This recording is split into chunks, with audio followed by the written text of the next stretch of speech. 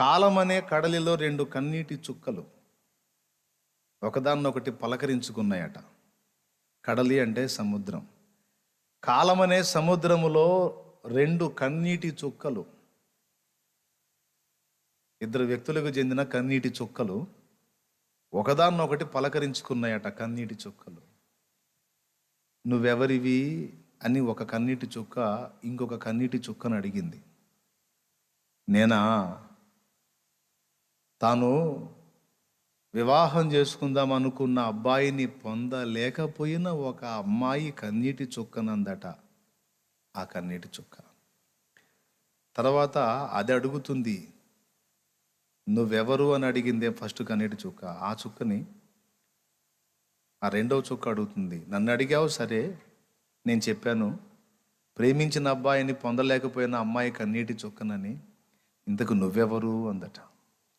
అప్పుడు ఈ కన్నీటి చుక్క అంది, ఆ అమ్మాయి పొందలేకపోయానని బాధపడింది కదా ఆ అబ్బాయిని చేసుకున్న అమ్మాయి కన్నీటి చుక్కని నేనందట. అయ్యో వాడు మిస్ అయిపోయాడే అని ఒక అమ్మాయి ఏడిస్తే, కర్మగాలి వీడు నా పాలిట పడ్డాడని ఇంకొక అమ్మాయి ఏడుస్తుంది. అట్లాగా ఏం పొందావు, నీకేం మిగిలింది, ఏం సాధించావు అని అడగండి.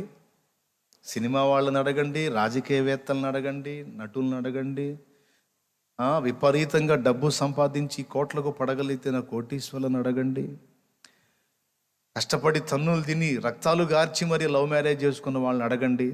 బాయ్ ఏం సాధించావని చెప్పే సమాధానం ఒకటే, ఏదో ఉందని ఎక్కాను, తీరా ఎక్కిన తర్వాత ఏమీ లేదు. ప్రఖ్యాతిగాంచిన ఒక సినిమా యాక్టర్ని కూర్చోబెట్టి ఒక టీవీ యాంకర్ ఇంటర్వ్యూ చేశాడు. ఎవరో కాదు, అతను షారుఖ్ ఖాన్ అని హిందీ నటుడు. అతన్ని కూర్చోబెట్టి ఇంటర్వ్యూ చేస్తే ఆ ఇంటర్వ్యూలో కొన్ని విషయాలు వాళ్ళిద్దరూ మాట్లాడుకున్నప్పుడు ఏదో ఊహించని రీతిలో ఆ రోజు నేను అక్కడికి వెళ్ళటం, ఆ మాటలే నా చెవిన పడ్డాయి. మీరు చాలా ఉన్నతమైన శిఖరాలను అధిరోహించారు మీ ఫీల్డ్లో. మరి శిఖరాగ్ర స్థాయికి అందరినీ మించినటువంటి ఇంకా ఎత్తైన స్థలానికి చాలా చేరువలో ఉన్నారు మీరు. మరి ఆ శిఖరాన్ని చేరుకుంటానని మీరు అనుకుంటున్నారా అని అడిగాడు. అప్పుడు ఇతను అన్నాడు, నేను శిఖరానికి ఎక్కాలనుకోవట్లేదు అన్నాడు అతను. ఇప్పటికీ ఈ మజిలీకి వచ్చాను, శిఖరాగ్రానికి ఎక్కాలని మీరు అనుకుంటున్నారా, చేరగలనని అనుకుంటున్నారా, ఇంకా చాలా చేరువలో ఉన్నారు కదా అని మీరు నన్ను అడిగితే నాకు ఆ ఆశ లేదు అన్నాడు అతను. అతను ఆశ్చర్యంగా ముఖం పెట్టి, అదేంటండి, ఎవరికైనా ఒక లక్ష్యం ఉంటుంది కదా, ఒక గురి ఉంటుంది కదా, ఇదేంటి నేను ఊహించని సమాధానం చెప్పారు మీరు అన్నాడు ఈ యాంకర్. అప్పుడు ఆయన ఏమన్నాడంటే, మీరు అన్న ప్రకారం నేను శిఖరానికి వెళ్తానండి, ఇంకొంచెం కష్టపడి శిఖరానికి వెళ్తాను, ఆ తర్వాత ఏంది అన్నాడు. శిఖరాగ్రానికి ఎక్కిన తర్వాత ఇంకేముంటుంది సార్, ఇక దిగటమే ఉంటుంది, ఇంక చేయటానికి వేరేది ఏమి ఉండదు. టాపులోకి వెళ్ళిపోయిన తర్వాత మళ్ళీ ఏమన్నా చేస్తారా అంటే ఇక దిగటం తప్ప ఇంక పైకి ఎక్కడానికి ఏం లేదు కదా అన్నాడు. నవ్వు పుట్టింది, కానీ అతని ఆలోచన డెప్త్గానే ఆలోచించాడు అనిపించింది. నిజమే, అందుకోవాలి పొందుకోవాలని పరితపించి పైకి ఎక్కారు. ఎక్కిన తర్వాత చూస్తే ఏమీ లేదు. అది ఎక్కితే భలే ఉంటుంది, అది ఎక్కితే బాగుంటుంది, అది ఎప్పటికైనా ఎక్కాలి అని తహతహతో తిప్పలు పడి నానా కష్టాలు పడి నానా గడ్డి తిని ఎక్కితే అక్కడికి ఎక్కిన తర్వాత ఏందిరా పరిస్థితి అంటే ఏమీ లేదు. దావీదు జీవితంలో నేను అనుకుంటాను అది అతనికి ఒక కళ. కనీసం ఇశ్రాయేలు సైన్యంలో ఒక సైనికుడుగానన్నా నేను ఉంటే బాగుండు అన్నది కళ. కానీ అది తీరదే. గొర్రెల కాపరి సైనికుడు ఎలా అవుతాడు? సైనికుడు కావాలంటే యుద్ధ నైపుణ్యం తెలియాలి, వీరుడై ఉండాలి. శత్రువు ఎలాగ దాడి చేస్తాడో దాన్ని ఆ వ్యూహాన్ని గుర్తించి తిప్పికొట్టగలిగే సామర్థ్యం ఉండాలి. ఇవన్నీ ఉంటే కదా. తగ్గ ఆహార్యం ఉండాలి, ఒడ్డు పొడుగు బాడీ అంతా కరెక్ట్గా ఉండాలి. ఇవన్నీ ఉన్నోడు సైనికుడు అవుతాడు. ఇవి లేనోడు కర్ర తీసుకొని విషయం గొర్రెలను తోలుకునేవాడు సైనికుడు ఎట్లా అవుతాడు? దేవుడు సరే అదొక కొండ అయిపోయింది కదా దావీదు, నీకు సరే ఎక్కిస్తాలే అని సింపుల్గా ఎక్కిచ్చేశాడు ఒక్కరోజే. సౌలు రాజు పర్మిషన్ ఇవ్వటంతో గొర్రెల కాపరి సైనికుడు అయ్యాడు. దేవునికి స్తోత్రం. సైనికుడు అయ్యాడుగా, అయిపోయింది. ఒక కొండ ఎక్కాడు. ఇక రెండో కొండ ఏంటి? రాజు. ఒకే ఒక్క చిన్న రాయితో రాజు అయిపోయాడు. 5 రాళ్ళు తీసుకున్నాడు కానీ 5 రాళ్ళకు అవసరం లేకుండా అయిపోయింది. ఒక్క రాయితో రాజు అయిపోయాడు. అంతేగా, ఇంకేం చేశాడు? ఒకే ఒక్క రాయి ఒడిశాలో పెట్టి కొట్టాడు, బుల్లెట్ లాగా వాడి నుదుటిన దోచింది, బోర్ల పడ్డాడు, అయిపోయింది. ఆ దెబ్బతో ప్రజలందరిలోనూ గుర్తింపు పొందాడు. సాక్షాత్తు సౌలు కొడుకైన యోనాతాను హృదయంలోనే స్థానం సంపాదించాడు. యోనాతానే చెప్పేశాడు, నీవు ఇశ్రాయేలుకు రాజువగుదువు అని. ఎందుకంటే నీ దగ్గర ఉన్న నైపుణ్యం, నీ దగ్గర ఉన్న పరాక్రమం, నీ దగ్గర ఉన్న దేవుని యందలి విశ్వాసం నా దగ్గర కూడా కనబడలేదు. దావీదు, నీవే దేవుని ఏర్పాటులో ఉన్నవాడవు, నీవు ఇశ్రాయేలుకు రాజువి అనేశాడు. సౌలు తర్వాత రాజు కావాల్సిన వాడు యోనాతాను. ఆ యోనాతానే దావీదుని నీవే మా నాన్న తర్వాత రాజువి అనేస్తే ఇక ఎంత నిశ్చయత వస్తుందండి? అయిపోయింది. సౌలు మాటతోనేమో సైనికుడయ్యాడు, ఒక్క రాయితో దేవుని కృప వల్ల రాజు అయ్యాడు. రాజైన తరువాత ఇక సకల భోగభాగ్యాలు, ఈ ఘనతలు, ధనము అన్నీ కోరుకున్నవన్నీ అందుబాటులో. సైనికుడైతేనే ఆనందం అనుకుంటే ఏకంగా తంతే బూరల బుట్టలో పడ్డట్టు, రొట్టె విరిగి నేతిలో పడ్డట్టు పోయి సింహాసనం మీద పడ్డాడు. అబ్బా, అసలు ఊహించలేదు ఇది. ఏంది అసలు ఇది? అనుకోనిది. ఎంతటి వాడనయ్యా, ఎంతటి వాడను అన్నాడు దేవునితో. అంటే ఇంతటి భాగ్యం నాకు ఇచ్చావు, దీన్ని పొందటానికి నేను ఎంతటి వాడను అన్నాడు. అంటే తనకు దేవుడిచ్చిన స్టేటస్తో తనను తాను పోల్చుకొని తను చాలా తక్కువ వాడనని, తను పొందిన స్టేటస్ లేక తను పొందిన గౌరవం లేక తను పొందిన ఆ సింహాసనం ఎంతో గొప్పదని భావిస్తేనేగా ఆయన ఆ మాట అనగలిగింది. దాన్ని గొప్పదిగా భావించకపోతే దావీదు ఆ మాట అనడుగా. సో దాన్ని బట్టి మనకు అర్థమవుతుంది, అది అందని శిఖరం, కానీ దాని మీద నన్ను కూర్చోబెట్టావు. ఆ దేవా, ఇది మామూలు సంగతి కాదు అని దేవుడు మౌనంగా ఉన్నాడు. కానీ నీ కోరికలన్నీ తీరుస్తా కానీ అని. గొర్రెలు కాసేవాడిని సైనికుడిని అయితే ఎలా ఉంటుందన్నావు, ఆ అనుభవం చూపించాను.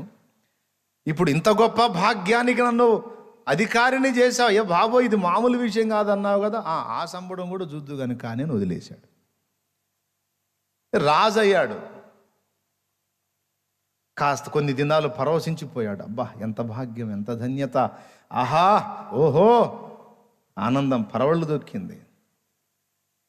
కానీ రోజులు గడిచే కొద్దీ ఏందో అర్థం కావట్లేదు, కానీ ఏదో నిర్లిప్తత, ఏదో నిరాశ, ఏదో ఆవేదన, ఏదో వెలితి. అసలు ఈ రేంజ్కి వెళ్తే ఎలా ఉంటుంది, ఆ స్థాయికి వెళ్తే ఎలా ఉంటుంది, ఇది పొందితే ఎలా ఉంటుంది,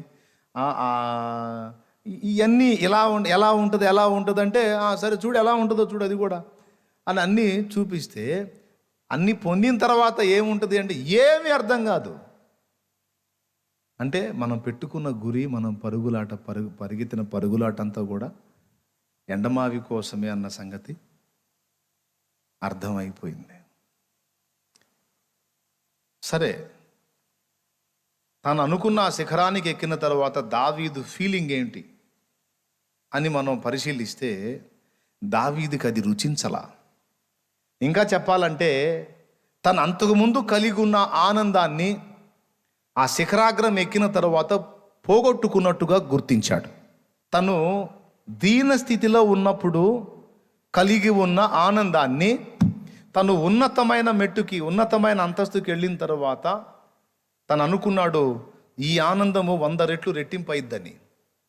కానీ ఆల్రెడీ ఉన్న ఆనందం అంతా కూడా పోయినట్టు, లాస్ అయిపోయినట్టు, తనకు ఆ ప్రారంభపు స్థితే బాగున్నట్టు గుర్తించాడు.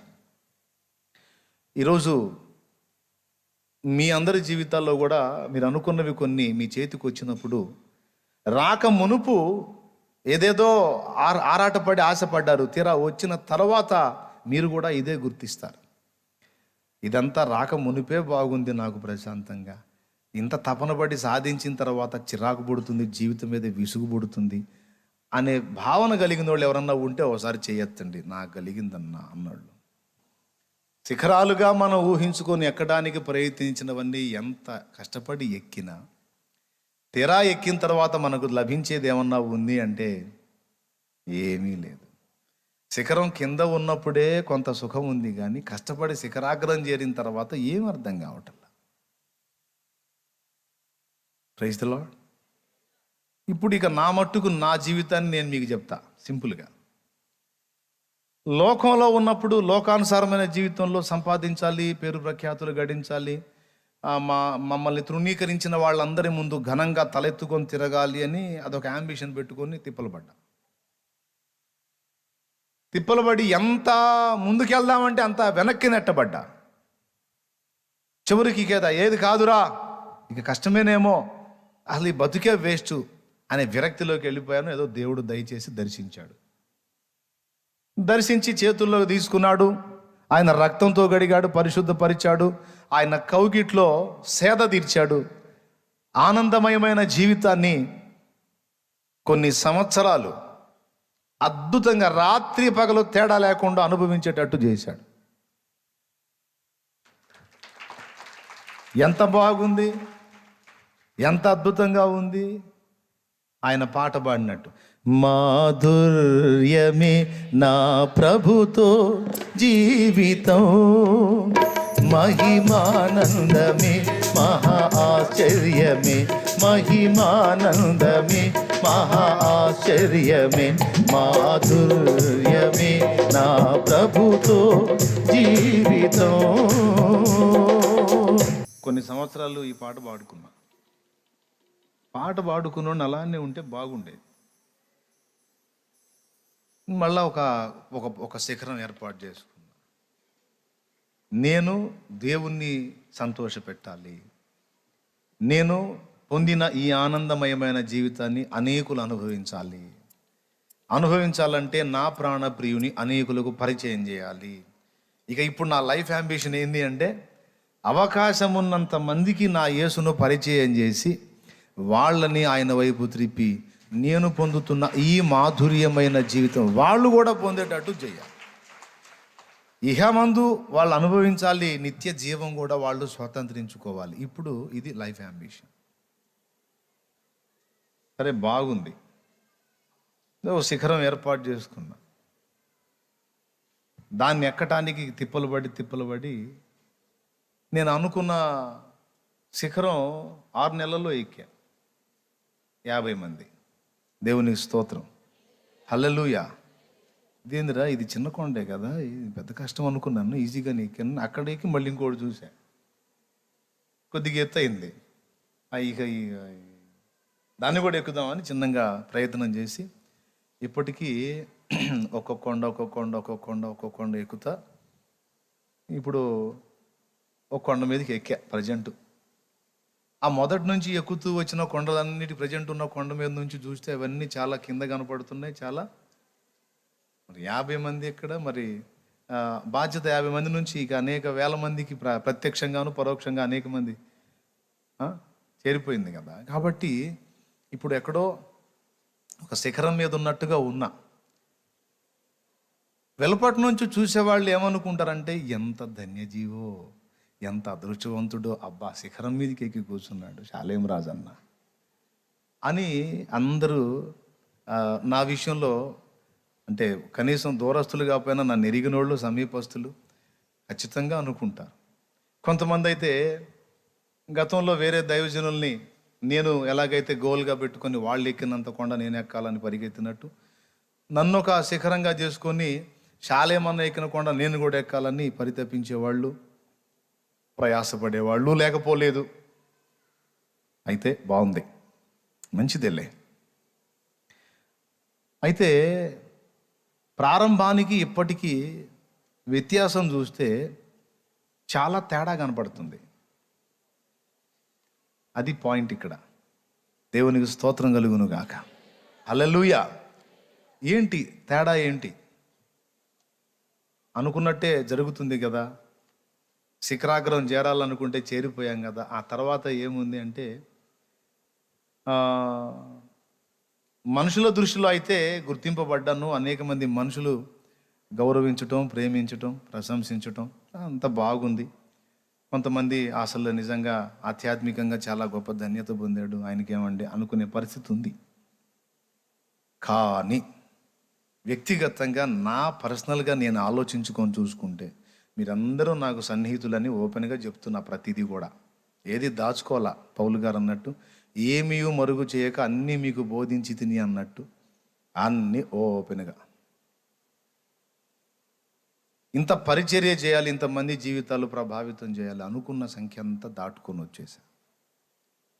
వచ్చినాక ఏం మిగిలింది, ఏం సాధించాం అని వెనక్కి చూస్తే దేవుని కొరకు కొంత పని చేశాం అన్నదైతే తృప్తి ఉంది. కానీ ప్రారంభంలో పాడుకున్న పాట ఉంది, మాధుర్యమే నా ప్రభుతో జీవితం అనే పాట పోయి పాట మారి యేసు నీ కోసం వెదికే నా ప్రాణం, నా తండ్రి నీ కోసం ఈయన ఆరాటం అని పాడుకునే పరిస్థితి వచ్చింది. ఇది ఆనందమా, బాధ? ఆనందం. స్టార్టింగ్లో ఆయన కౌగిట్లో ఉన్న అనుభూతి ఉంది. ఇప్పుడేమో ఆయన నేను చాలా దూరం అయినామేమో, చాలా ఎడమయ్యామేమో అన్న అనుభూతి ఉంది. ఇప్పుడు ఆయన నేను కలిసి ఆయన కౌగిట్లో ఉన్నప్పుడున్న మాధుర్యం, ఆయన సాహచర్యం దూరం అయినప్పుడు ఎలాగో వస్తుందయ్యా? వచ్చిద్దా? రాదు. కాబట్టి అసలు ఇప్పుడు మనం ఒరిజినల్గా ఎక్కాల్సిన పర్వతం ఏది, మనం ఎక్కాల్సినటువంటి శిఖరాగ్రం ఏది అనే దాన్ని మెయిన్గా మనం తెలుసుకొని పోదాం. ఇక్కడి నుంచి లోకమా, లేక దేవుని సంబంధమైన సేవ, లేకపోతే అసలు ఏంటి అనేది ఒక పెద్ద ప్రశ్న మీ ముందుకు తీసుకొచ్చా. అదే లోకస్తులంటే తీసేయ అన్నీ ఒట్టియే, నువ్వు సేవలో కూడా మాకు నిరాశ వచ్చేటట్టు మాట్లాడుతున్నావేంది అనుకోవద్దు. సేవ చేయాలి మనం, అందుకే కదా పిలువబడ్డాం. మనం అంటూ ఆయనకి చేసేది ఏముంది? నిన్ను వల్ల నీ పొరుగు వారిని ప్రేమించమన్నట్టు నశించిపోతున్న ఆత్మను రక్షించటమే కదా. అయితే నేను గుర్తించింది ఒక్క మాట చెప్పి, ఒక రకంగా చూస్తే సేవలో కూడా సేవ అవసరమే, చేయాలి, పరిచర్య చేయాలి. కానీ ఇంతకంటే శ్రేష్టంగా మనం ఎక్కాల్సిన మరో పర్వతం ఉంది. సేవ ఒక పర్వతం అయితే ఇది కాకుండా మనం ఎక్కాల్సిన మరో పర్వతం ఉంది. ఆ పర్వతం ఆయన నిలిచినటువంటి శిఖరాగ్రం. ఎవరు నిలిచిన శిఖరాగ్రం అంటే దేవుడే నిలిచిన శిఖరాగ్రం. ఆ శిఖరాగ్రానికి ఎక్కడం కోసం ఎన్నోసార్లు కుస్తీలు పడ్డాను. ఆయనేమో శిఖరాగ్రంలో అంటే టాప్లో నిలబడి ఉన్నాడు. అక్కడి దాకా నేను కూడా వెళ్ళాలి అని మిగిలినవన్నీ ఈజీగా ఎక్కేశాను. పరిచర్య అనే శిఖరం ఎక్కేశాను. ప్రజల ప్రశంస, లేకపోతే ప్రజలకు మేలు చేయాలి, లేకపోతే గుర్తింపు, లోక సంబంధమైన ఘనత, ఇవన్నీ ఏవైనా మనం అనుకుంటే సాధించాలి, కష్టపడాలి. ఓకే, దానికి దేవుని కృప కూడా తోడై ఉండి అన్నీ పొందుకుంటాం. అదంతా వేరు. ఆస్తి పొందినవాడికి అందులో సాటిస్ఫాక్షన్ ఉందా? ఓకే. ఒక స్త్రీని పొందాలనుకున్నాడు, పెళ్లి చేసుకొని పొందిన వాడికి తృప్తి ఉందా? సంతోషం ఉందా? లేదు. నటుడు కావాలనుకున్నాడు, అయ్యాడు, తృప్తి ఉందా? లేదు. లేదు సార్, చాలా తృప్తిగా ఉన్నాను అంటాడు, కానీ ఒట్టిదే, అబద్ధం, తెలుసు నాకు అది. ఏది సాధించాలనుకున్నాడు అది సాధించిన తర్వాత నిజంగా సంతోషం పొందాడా, సంతృప్తి చెందాడా, ఇక చాలా అనుకున్నాడా అంటే లేదు. అర్థం కావట్లేదు, కానీ ఏదో ఇంకా వెలితి వెంటాడుతానే ఉంది. సరే, అవన్నీ పక్కన పెడితే సేవలోకి వచ్చిన తర్వాత, సేవలో కూడా ఒక స్థాయిని సాధించిన తర్వాత ఇక ఇంతవరకు వెళ్తే చాలు మనం, ఓకే వచ్చావు, తృప్తి ఉందా? సేవలో అనేక మంది మనుషుల్ని సంపాదించుకున్నాం దేవుని కొరకు, తృప్తి ఉందా? ఆదరణ ఉందా? ఆనందం ఉందా? అంటే నేను అనుభవిస్తున్నాను కాబట్టి చెబుతున్నా, లేదు. లేదు. ఎందుకంటే ఇవన్నీ మామూలు పర్వతాలు. సేవ అనే పర్వతం మీద మనుషులు ఉన్నారు. నా ప్రియురాలు అనే పర్వతం మీద ప్రియురాలు ఉంది, ప్రియుడు ఎక్కి తిప్పలు పడుతున్నాడు. డబ్బు అనే దాన్ని పొందడానికి ఆ పర్వతం మీద డబ్బు ఆ టాపులో ఉంది, కష్టపడి ఎక్కి దాన్ని పొందుకుంటాడు. మళ్ళీ చెప్తున్నా, సేవ అనే పర్వతం మీద ఎవరున్నారు? ప్రజలు ఉన్నారు, మనుషులు ఉన్నారు. ఏమైనా అర్థమవుతుందా? సేవకులకి, విశ్వాసులకి, అందరికీ చెప్తున్నా. ఇక డబ్బు, ఘనత, అధికారం, వ్యక్తులు, మనుషులు ఒక్కొక్కళ్ళు ఒక్కొక్క పర్వతం మీద ఉంటారు. వాళ్ళని అందుకోవడానికి జీవితాలన్నీ పణంగా పెట్టి తిప్పలు పడుతూ ఉంటారు. కష్టపడి పోతే అక్కడ పొందుకునేది, ఒకడేమో ఒక పర్వతం మీదకి ఎక్కి కష్టపడి డబ్బు పట్టుకున్నాడు, ఒకడేమో అధికారం పట్టుకున్నాడు, ఒకడేమో ప్రజల ఘనత పట్టుకున్నాడు, ఒకడేమో ప్రియురాలను పట్టుకున్నాడు, ఒక ఆమె ఏమో ప్రియుడిని పట్టుకుంది, సేవకుడేమో జనాన్ని పట్టుకున్నాడు. బాగుంది.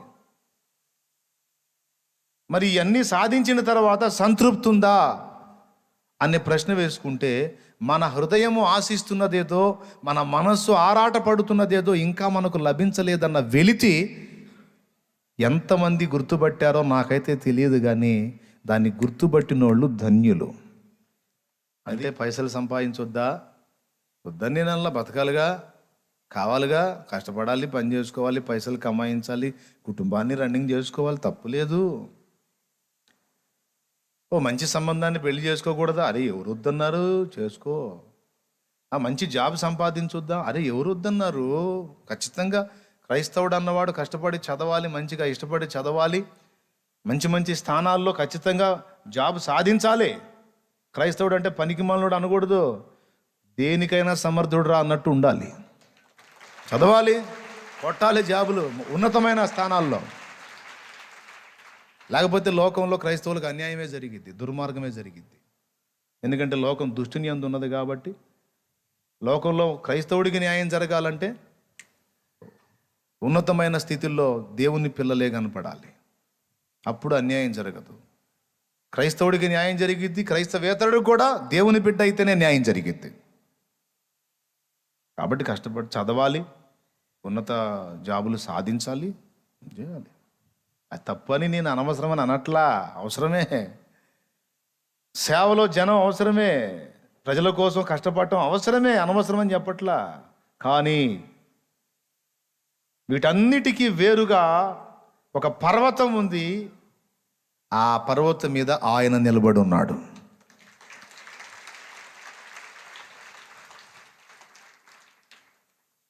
ఈ కొండెక్కి, ఆ కొండెక్కి, ఆ కొండెక్కి, ఈ కొండెక్కి, ఈ కొండలో ఈ టాపులోకి వచ్చాను ఏమి లేదు, ఇందులో ఎక్కాను ఏమి లేదు, ఇందులో ఎక్కాను ఏమి లేదు అని కొంచెం పరకాయించి పరిశీలించి చూస్తే ఒక ప్రత్యేకమైన పర్వతం కనపడుతుంది. ఆ పర్వతం మీద ఆజానుబాహుడైన ఒక వ్యక్తి చేతులు చాచి నిలుచున్నాడు.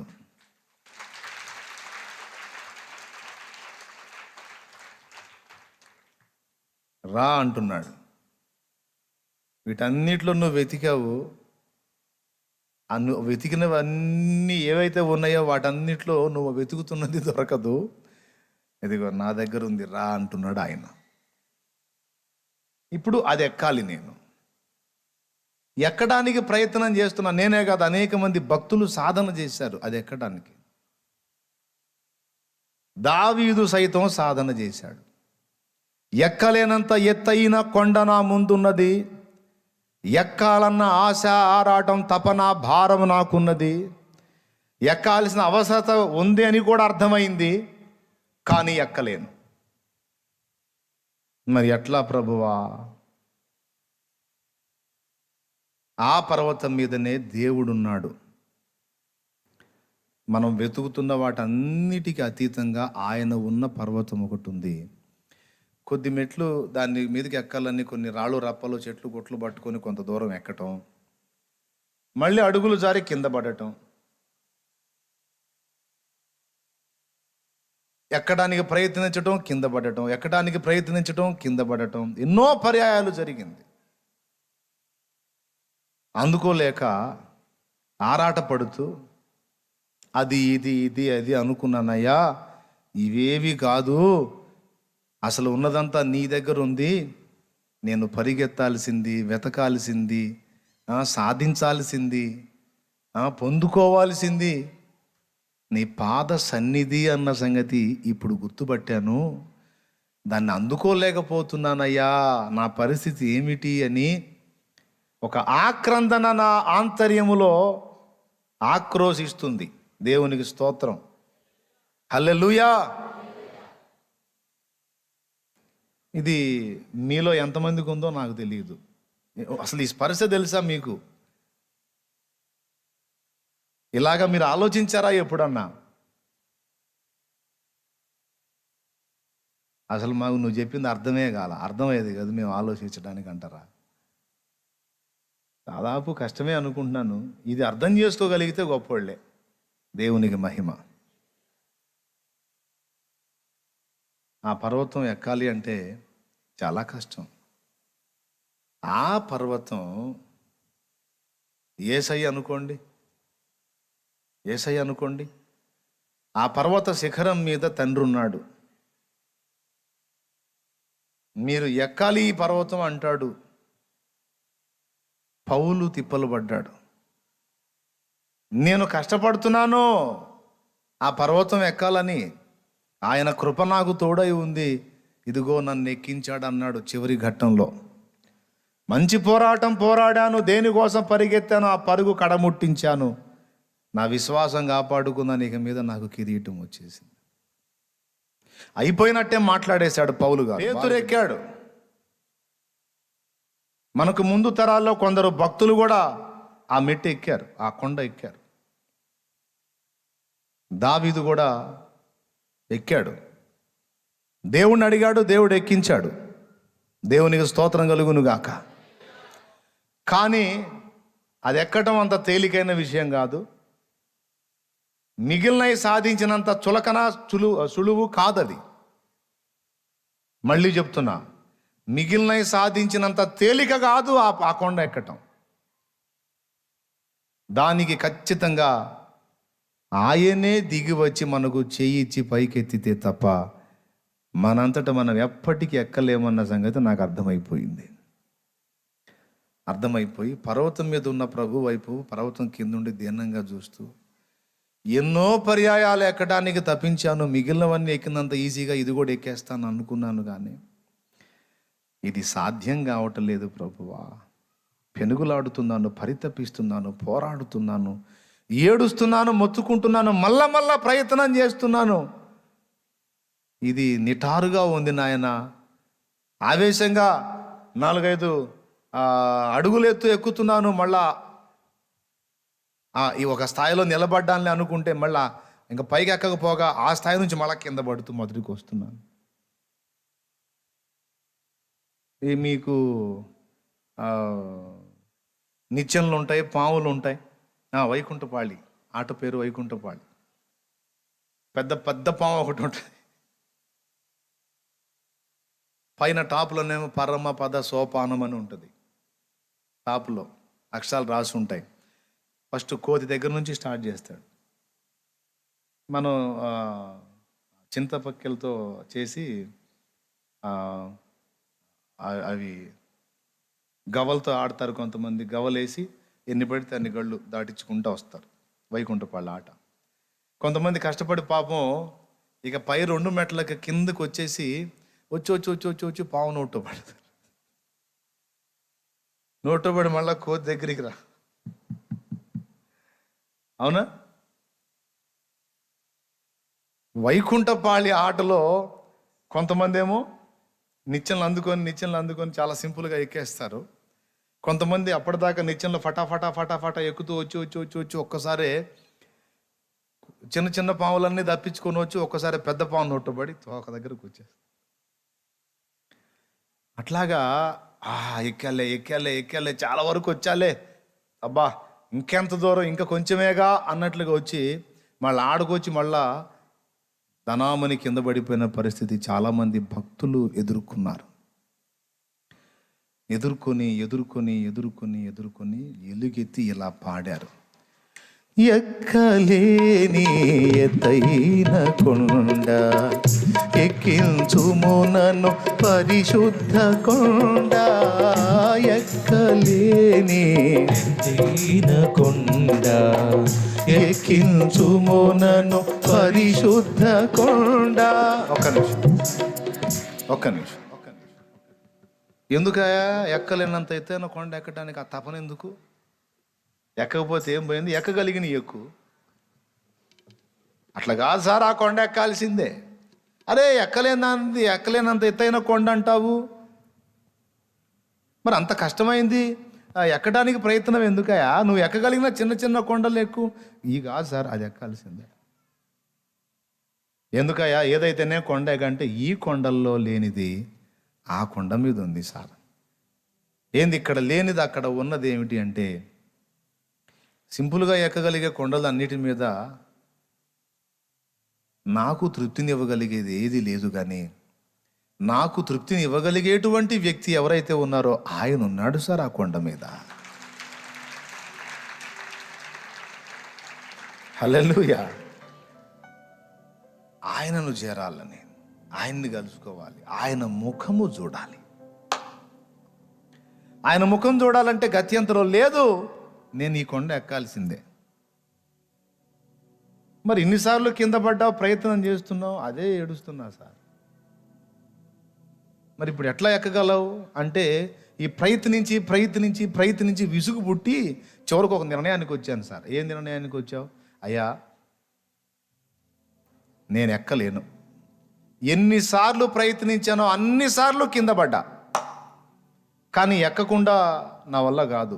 నువ్వు ఉన్న స్థానంలో ఉండాలి, నువ్వు ఉన్న దగ్గర ఉండాలి, నీతో ఉండాలి ఆశ ఉంది. నేనుగా ఎక్కలేను, మరి ఏం చేస్తావు అని దేవునికే మొర్ర పెడుతున్నాను. ఎందుకంటే ఆ పైన కూర్చున్నవాడు ఆయనే కాబట్టి. ఇక నా ప్రయత్నాలు చేసి విసిగిపోయి ఈ పనికి మాలిన పాపిష్టి దేహాన్ని ఇట్ట పెట్టుకొని,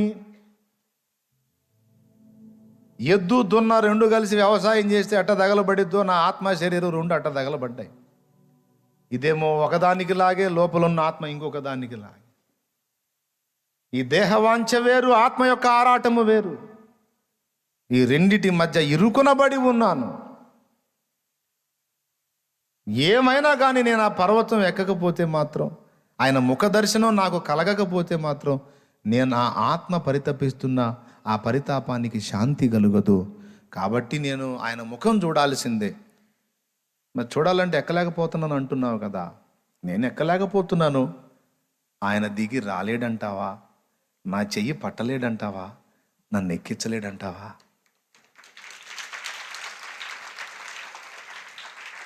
కనీసం ఆయన ఉన్న దగ్గర ఉండి చేయి జాపినా వచ్చేస్తుంది. ఆయన చెయ్యి పెద్దది, ఆయన బాహువు పెద్దది. కూర్చున్న దగ్గరే కూర్చొని చెయ్యి అందించిన అలాగ పట్టేసుకొని ఎక్కేస్తాను బాబు అని గుర్తుబట్టి ఆవేదనతో పాడిన పాట ఇది. నాదు ప్రాణము తల్లడిల్లగా బోధిగంతముల నుండి ఏగా, నాదు ప్రాణము తల్లడిల్లగా బోధిగంతముల నుండి ఏగా, మొర్ర పెట్టు సున్నానికేగా మొర్ర పెట్టు సున్నానికేగా నీ కొరకేనే వెదకేను దేవా నాకొకసారి కనిపించరావా నీ కొరకేనే వెదకేను దేవా నాకొకసారి కనిపించరావా ప్రభు మొర వినవా ప్రభు మొర వినవా నీ కొరకేనే వెదకేను దేవా నాకొకసారి కనిపించరావా. దేవుని ఎందుకు నీ ప్రాణం తల్లడిల్లింది? నేను నిన్ను చూడాలి, నిన్ను చేరాలి, నిన్ను కలుసుకోవాలి. పౌలు కలుసుకున్నట్టు కలుసుకోవాలి, మోషే కలుసుకున్నట్టు కలుసుకోవాలి, సీమోను పేతురు కలుసుకున్నట్టు కలుసుకోవాలి, యోహాను యాకోబులు కలుసుకున్నట్టు కలుసుకోవాలి. నాయన నా చేత కావటం లేదయ్యా. మోషేలాగా నిన్ను చేరాలన్న ఆరాటం ఉంది. అందరూ పర్వతం కిందుంటే మోషే ఒక్కడే పర్వతం ఎక్కిపోయి యెహోవా సన్నిధిని నిలిచి ఆయన మాట వినుచుండెను. ఏముందయ్యా ఆయన సన్నిధిలో అంతసేటు ఏముంది? అయ్యయ్యయ్యయ్య, లోకములో ఏది ఇవ్వలేని తృప్తి, ఆదరణ, సంతోషం, సమాధానం మనుషుడు వెంపర్లాడుతూ వెతుకుతున్నవాన్ని ఆయన గుప్పిట్లోనే ఉన్నాయిరా బాబు.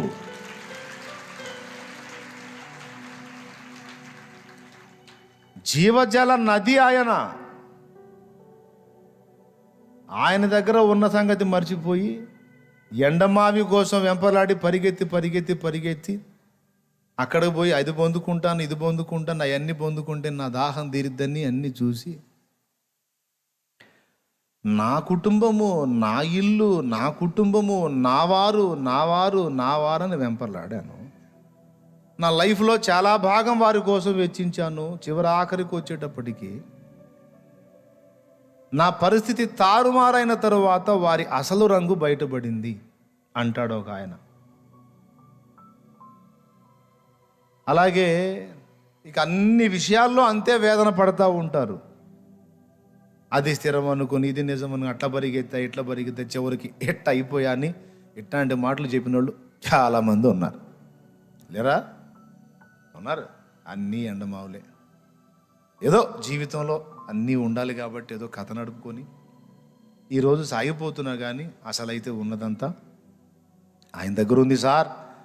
అందుకే అడుగుతున్నా, ఎక్కలేని ఎత్తైన కొండ ఎక్కించుము నన్ను పరిశుద్ధ కొండ, ఎక్కలేని ఎత్తైన కొండ ఎక్కించుము నన్ను పరిశుద్ధ కొండ, చక్కని ప్రభు నీ మోము చూడా, చక్కని ప్రభు నీ మోము చూడ, నీ కొరకేనే వెదకేను దేవా నాకొకసారి కనిపించరావా, నీ కొరకేనే వెదకేను దేవా ఒకసారి కనిపించరావా. ప్రభు మొర వినవా, ప్రభు మొర వినవా, నీ కొరకేనే వెదకేను దేవా ఒకసారి కనిపించరావా. అదేంటి వేరే వేరే అన్ని చాలా వెతికావుగా, అయిపోయింది, అన్ని వెతికాను, ఏం లేదు అక్కడ. మరి చివరికి ఏం వెతుకుతున్నా? నీ కొరకేనే వెదకేను దే. ఎందుకు నాయన? నా దగ్గర ఏముంది నాయన? ఒకటే అంగీ కలిగినోడిని, ఇతరులకు చెందిన ధోని ఎక్కి వాళ్ళని అడిగి ఎక్కినోడిని, ఇతరులకు చెందిన సమాధిలో పెట్టబడ్డవాడిని, ఇతరులకు చెందిన గాడిదని అడిగి తెప్పించుకొని దాని మీద ఎక్కి ఊరేగినోడిని. నా దగ్గర ఏముంది నాయన? లోకం ఇంత బాగుంటే, ఇంత రమ్యంగా ఉంటే, ఇంత అద్భుతంగా ఉంటే, ఇంత ఆకర్షణీయంగా ఉంటే ఆ లోకంలో వెతుక్కొని ఆయన నా దగ్గర ఏముంది నాయన వెర్రి బాగులోని అన్నట్టు చూస్తాడు ఆయన. అన్నా పిచ్చోడు పరిగెత్తుతాడు ప్రభు, అట్లా పిచ్చోడు వెతుకుతాడు. అయ్యా మైండ్ బాగున్నాడు, ఎందుకు వెతుకుతాడు? మిత్రుడానా ఆశ్రయమేవే, శత్రువుల ఎడ నా కోట నీవే, స్తుతికి కారణ భూతుడ నీవే, స్తుతికి కారణ భూతుడ నీవే, నీ కొరకేనే వెదకేను దేవా, నాకొకసారి కనిపించరావా.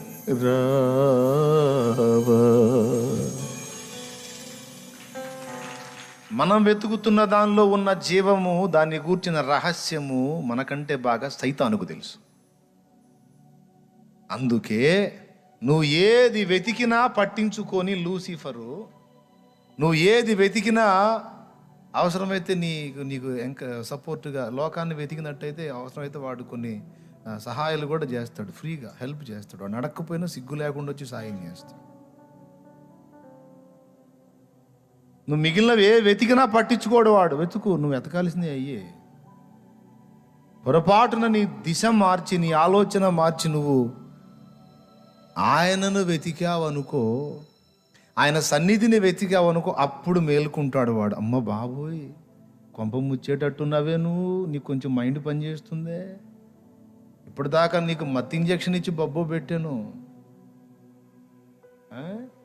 రకరకాల బ్రాండులు మార్చి నీకు ఇంజక్షన్లు చేసి బొబ్బో పెట్టాను, ఎందుకు కొంచెం తెలివిలోకి వస్తున్నట్టున్నావే నువ్వు, నోనో అని మళ్ళీ ఏదో ఒక ఇంజక్షన్ చేస్తాడు నీకు, ఈ మత్తులో బొబ్బో అని. ఎందుకో తెలుసు, సైతానుకు తెలుసు. మనం ఆయనను వెతికి ఆయన సన్నిధిని చేరితే, ఆయన సన్నిధిని అనుభవించటం మనం చేస్తే, మోషే ముఖచర్మం ప్రకాశించి దేవుని మహిమ మోషే పొందినట్టు ఆయన మహిమ మన మీదికి వస్తుంది. అది రుచి మరిగామంటే, ఆ ఆస్వాదన పొందటం మొదలు పెట్టామంటే దేవుని నివాసంగా మనం మారిపోతాం. ఇక ఆయన మనలో నిరంతరం జీవిస్తూ భూమి మీద తన కార్యాలు నిరపుతాడు. ఇది జరగకుండునట్లు మనము మిగిలినవన్నీ వెతికి ఆయన సన్నిధిని వెతకకుండునట్లు మిస్టర్ లూసిఫర్ గాడు మార్చి కంపెనీలు మార్చి పవర్ఫుల్ మత్తు ఇంజక్షన్లు చేస్తూ ఉంటాడు మనకి. ఒక మత్తు పోతే ఒక మత్తు పోతే ఒక మత్తు, తలా ఒకటి ఎక్కిచ్చే ఉండొచ్చు. ఇప్పుడు నాకు తెలిసి ఒక్కొక్కరికి ఒక్కొక్క విధమైన మత్తు ఇంజక్షన్లన్నీ మంచిగా బ్రాండెడ్ ఐటమ్ ఉంటుంది వాడి దగ్గర, కాస్ట్లీ ఐటమ్ ఉంటుంది. ఎవరికి ఏ ఇంజక్షన్ ఇస్తే కరెక్ట్గా బొబ్బు ఉంటారో వాడికి తెలుసు. చల్లార్చడంలో మంచి పనుడు వాడు. అలాగా ఒక్కొక్కరికి ఒక్కొక్క టైప్ ఇంజక్షన్ ఇచ్చి బొబ్బు పెట్టాడు. ఆయన సన్నిధిని ఎవడైనా వెతికితే వాడిని ప్రత్యేకంగా దృష్టి పెడతాడు. అమ్మో, అందరినీ మత్తుగిల్ల చేసి బొబ్బో పెడితే వీడొక్కడే వెతుకుతున్నాడే, ఒరే బాబు వీడిని వదిలేస్తే కొంప ముంచుతాడని ఎవరైతే ఆయన సన్నిధిని మిగుల వెతుకుతున్నారో, ఇప్పుడు నేను చెప్పినట్లు ఆ పర్వతం ఎక్కి అక్కడ ఆయన్ని కలుసుకోవటానికి మోసేలాగా ప్రయత్నం చేస్తున్నారో, వాళ్ళను ముందుగానే దెబ్బ కొట్టడానికి కాచుకొని ఉంటాడు వాడు ఎక్కకుండా. ఆ శక్యమైతే అసలు చంపేయటానికి కూడా ప్లాన్ చేస్తుంటాడు వాడు. మోషేని చూసావా? చిన్న ప్రాయంలో మీరు గమనించండి, అంతకుముందు లేని చట్టం మోషే పుట్టబోయేటప్పుడు తీసుకొచ్చాడు చూడు ఫరో. అంటే ఏంటి? పసికందుగా ఉన్నప్పుడే ఆ మొక్కను తుంచేయాలన్నది వాడి కుట్ర. ఏసయ్య పుట్టిన టైంలో హేరోదు చూసావు ఏ చట్టం చేశాడో? అవకాశం దొరికితే, అనుకూలత కుదిరితే, వీళ్ళని నేను వదిలానంటే వీళ్ళు ఆయన సన్నిధిని వెతుకుతారు, ఆయన సన్నిధిని కనుగొంటారు, ఆ ఎక్కలేనంత ఎత్తైన కొండ ఎక్కుతారు, ఎక్కారంటే ఆ మహిమ పొందుతారు, ఆ మహిమ పొందారంటే మంట మండుతారు. ఓ మస్తు ప్రమాదం ఉంది వీళ్ళతో అనుకుంటే ముందుగానే స్కెచ్లు గీసి రకరకాలుగా పడగొట్టి పెడతాడు వాడు. మత్తు ఇంజక్షన్లకు బొబ్బుని అవకాశం ఉంటే ఇంజక్షన్లు చేస్తాడు. అసలు శాల్తీగా గల్లంతో చేసే అవకాశం దొరికితే శాల్తీని కూడా గల్లంతో చేయటానికి గీస్తాడు వాడు. ఆయన సన్నిధిని వెతకకుండా, ఆయనను వెతకకుండా, ఆయన పాదాలను వెతకకుండా, వెతకుట అంటే ఆయన ఏదో తప్పిపోతే వెతుక్కొని దేవులాడుకొచ్చుకోవటం కాదు. వెదకుట అంటే ఒక అర్థం కలిసి కొనుట. యెహోవా సన్నిధిని వెతకగోరిన వాడు వెతుకున్నట్లు పాళెము వెలుపట ప్రత్యక్ష గుడారం వేశాడు. ఎందుకంటే యెహోవా సన్నిధిని వెతకగోరిన వాడు అంటాడు. సన్నిధిని వెతకటం ఏంటి? ఎటన్నా పోయిందా, తప్పిపోయిందా, మనం వెతికి కనుక్కోవాలా? ఆ అర్థం వేరు. యెహోవా సన్నిధిని వెతకగోరిన వాడు అంటే ఆయన సన్నిధికి వెళ్ళి ఆయన సన్నిధిలో ఆయనను కలుసుకొనగోరిన వాడు. దేవుని కలుసుకోవడానికి ప్రత్యక్ష గుడార నిర్మాణం చేశాడు. దేవునికి స్తోత్రం, హల్లెలూయా. చూడండి, మనం మిగిలినవన్నీ ఎంత శ్రద్ధగా వెతుకుతామో, ఎంత టైం కేటాయిస్తామో, ఎంత ఆసక్తి చూపిస్తామో, ఆయన సన్నిధిని వెతుకుతామేమో చూడు. ఆయన సహవాసాన్ని, ఆయన కలుసుకోవడానికి ప్రయత్నం చేస్తామేమో చూడు. కానీ అసలు ప్రాముఖ్యమైందే ఆయన. మనం వెంపర్లాడుతూ వెతుకులాడుతున్న వాన్ని గుప్పెట్లో పెట్టుకొని కూర్చున్నాడు ఆయన. ఏమండి, ఈ బ్రదర్తో ఒక వస్తువు పోయింది, అది నా గుప్పెట్లో ఉంది. అతనితో ఒక వస్తువు పోయింది, నా గుప్పెట్లో ఉంది. అందరూ బడి వెతుకుతున్నారు, ఆయన కూడా వెతుకుతున్నాడు. చర్చి మొత్తం వెతికితే మాత్రం దొరుకుతుందా? ఈరోజు మొదలు పెట్టుకొని మళ్ళా మరుసటి సంవత్సరం ఈ నెల ఈ రోజు ఈ సమయం వచ్చిందాక వెతికినా దొరకదు. అది నా గుప్పెట్లో ఉంది. అది ఎక్కడుందో గుర్తుపట్టి ఆ వ్యక్తి దగ్గరకు వచ్చినట్లయితే సంవత్సరాలు టైం పట్టదు, వెంటనే పొందొచ్చు.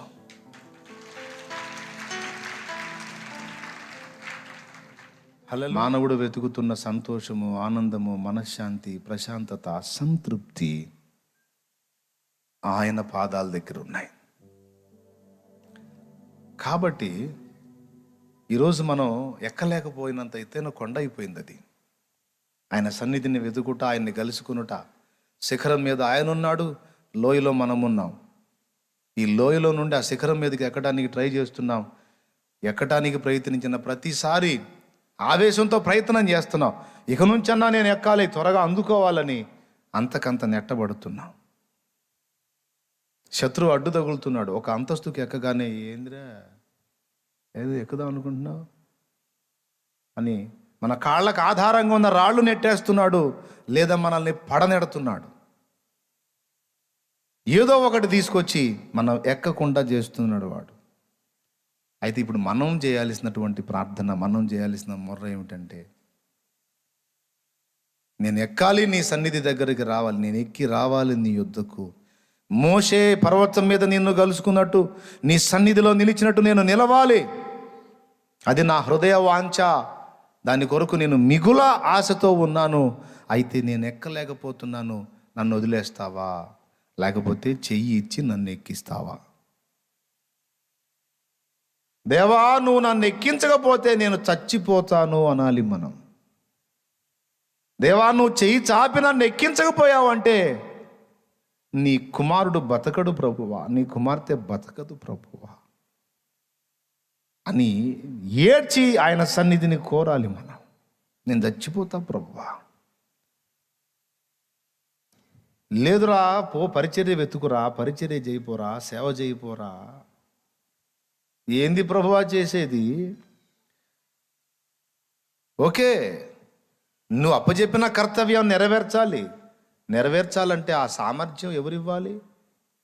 అది నీ దగ్గరే ఉంది. ఎప్పటికప్పుడు నీ ప్రభావంతో నన్ను నింపితేనే కదయ్యా లేఖనము నెరవేరి ఆ యేసయ్య ఏం చేశాడు? ప్రభావము ఆయనలో నుండి బయలుదేరి అనేకులను స్వస్థపరచుచుండెను. ఆయన కొండెక్కాడు, నీ ప్రభావంతో నింపబడ్డాడు. కొండ దిగాడు, ఆ ప్రభావాన్ని ప్రజలకు పంచాడు. ఆయన రోజు కొండెక్కాడు, నేనేమో వారానికి ఒకసారి కూడా ఎక్కలేకపోతున్నాను. సరిగ్గా వారానికి ఒకసారి కూడా నీ సన్నిధిని అనుభవించలేకపోతున్నాను. నేను ప్రభావం కోల్పోయి ఈ కాబోతులాగా మారి జనాల్ని ఉద్ధరించాలని ట్రై చేస్తున్నాను. ఈ కాబోతు జనాల్ని ఏం ఉద్ధరిస్తుంది ప్రభువా? ప్రభావం లేనివాడు, నీ సన్నిధిని అనుభవించని వాడు, నీ ప్రభావం పొందుకోనివాడు, నీ శక్తితో నింపబడని వాడు ప్రజల్ని ఏం ఉద్ధరిస్తాడయా? ప్రజలకు ఎలా ఉపయోగపడతాడయ్యా, ఎలా ఉపయోగపడుతుందయ్యా? కాదు ప్రభువా, ఒట్టిదే ప్రభువా, ప్రజలు మోసపోవటం తప్ప ఏముండదు ప్రభువా. అమాయకంగా ప్రజలు ఏదో ఉందని మోసపోవటం తప్ప ఏమి ఉండదు ప్రభువా. ఈ కాబోదు తప్ప ఏముండదయ్యా. అట్లా కాదయ్యా, అట్లా కాదు. మోషే నిలిచినట్టు నీ సన్నిధిని నిలవాలి పర్వతం మీద. యేసు నిలిచినట్టు నిలవాలి, పౌలు నిలిచినట్టు నిలవాలి, కేఫా నిలిచినట్టు నిలవాలి. ప్రభువా కనికరించు, నీ చెయ్యి చాపి నీ సన్నిధికి నన్ను నువ్వే లేవనెత్తు.